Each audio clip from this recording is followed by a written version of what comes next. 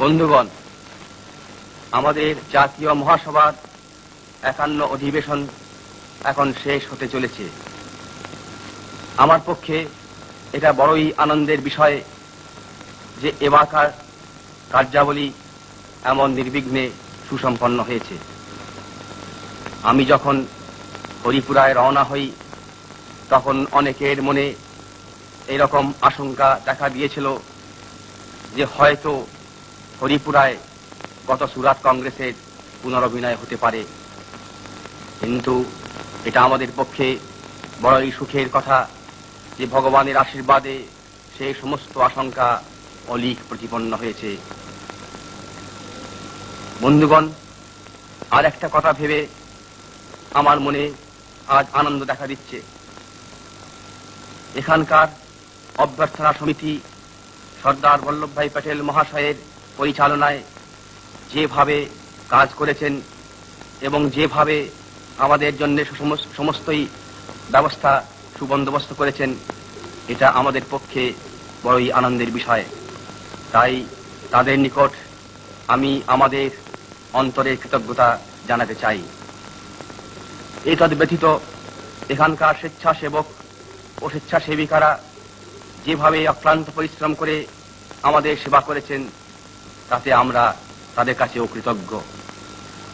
সর্বোপরি এটা আমাদের পক্ষে পরম আনন্দের এবং গৌরবের বিষয় যে মহাত্মা গান্ধী এখানে সশরীরে উপস্থিত থেকে তার আশীর্বাদ ও প্রেরণা আমাদের দিয়েছেন। বিজ্ঞান আমাদের কাজে সহায়তা এখানে করেছে এবং আমি আশা করি যে ভবিষ্যতে আমরা আমাদের প্রচার কার্যে ফিল্ম এবং রেডিও সাহায্য আরো বেশি নেব। সর্বশেষে আমি আপনাদের কাছে আমার অন্তরে নিবেদন জানাতে চাই।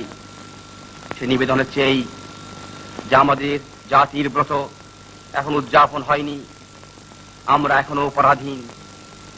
এ বিষয়ে কোনো সন্দেহ নেই যে স্বাধীনতার পথে আমরা অনেক দূরে গিয়েছি, কিন্তু তথাপি দুঃখের সঙ্গে এবং লজ্জার সঙ্গে স্বীকার করতেই হবে যে এখনো ভারতবর্ষে পূর্ণ স্বরাজ স্থাপিত হয় নাই।